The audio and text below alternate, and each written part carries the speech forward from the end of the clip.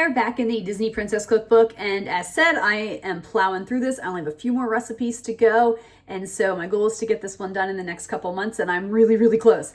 Anyway, this is a dinner recipe inspired by Merida from Brave, and it's called Savory Shepherd Pie. There's the picture. So if you've ever had a shepherd's pie before, I've seen cottage shepherd's pie, beef shepherd's pie. I think there's different things with that.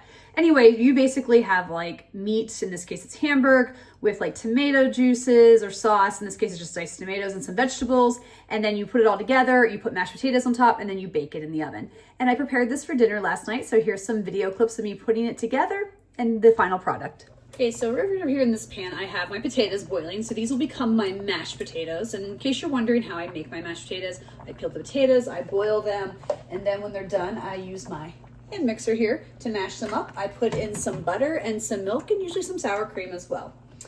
But here is the beginning of the insides of the dish, and I am going to start. I have this pan with melted butter, and I'm adding in a diced up onion and a few celery sticks, stalks, whatever you call them. They're diced up as well. So I'm going to saute these for a few minutes till they get a little soft, and I'm going to add the hamburger to it. All right, so over here I have my hamburger added to the pan, and I'm letting it saute and cook. While that's happening though, I believe my potatoes are done, so I'm going to go ahead and start mashing them. Okay, so the hamburger's cooked and I drained the grease. Now I'm just going to put some garlic powder on here, a little bit of flour. Watch that burner still hot. Stir, make sure it's all nice and coated. This is beef broth.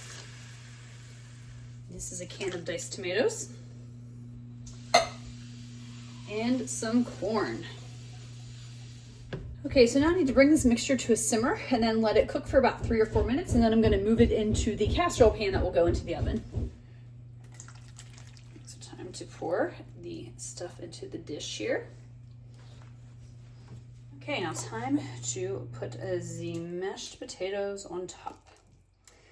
And I have to admit, I'm a little nervous that I don't have enough, but that's okay if I don't, actually, because I actually made a big meal the other day and had a bunch of mashed potatoes with it and have some left. So I might just heat those up and throw them on top as well. Okay, so it's definitely a little full. Probably should use a slightly bigger pan, but at this point I'm sticking with it. I'm gonna sprinkle a little paprika on top. I'm gonna put this in the oven and let it bake for about 25 minutes. Here it is, done and out of the oven.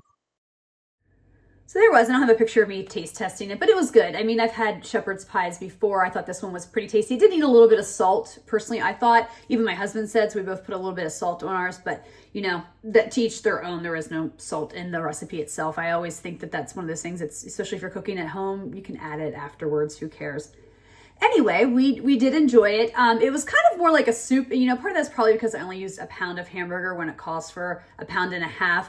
And I tried to modify that some to offset it, but that's okay. I didn't mind. I kind of liked it that way in a bowl with the mashed potatoes, and I kind of just mixed it all together, and I loved it. Personally, I'm one of those people who loves to like mix their mashed potatoes with stuff. Like I'm a big fan of like mixing my corn and other things in my mashed potatoes and just eating it all together, especially like Thanksgiving. Like I go nuts with that.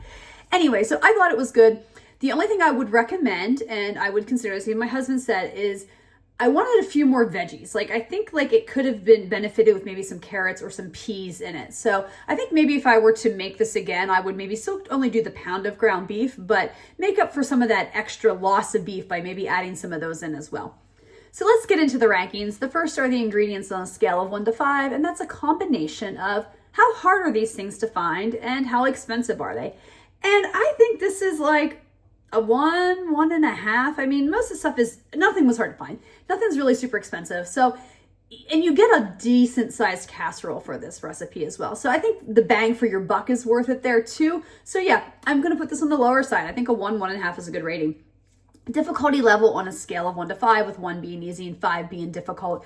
I mean, I think this is also like a 1.5, maybe 2. It was really easy. I mean, as you probably saw, I just bought all the stuff pre-made. You had to ground the hamburger. I mean, making the mashed potatoes is probably the most complicated thing, so maybe I will give it a 2. I know some people aren't always fans of mashing mashed potatoes and doing that. I'm actually curious. I don't know if I'd use instant potatoes, but I know they do make some like those pre-packaged ones that you can kind of buy. I don't know how those would be on something like that, but I have no problem with instant potatoes. I actually use them as a side sometimes, but For something like this, I don't know, you could bake them in the oven. I just worried that they'd probably dry out a little bit more. So that's why I used the real or made them my own, because I can make them nice and creamy so that when they baked, it would kind of keep some of that creaminess and not dry out. And then would I make this again on a scale of 1 to 5? 1 is never and 5 is absolutely. So, I mean, I'll give it a 5. It's a shepherd's pie. It was really good.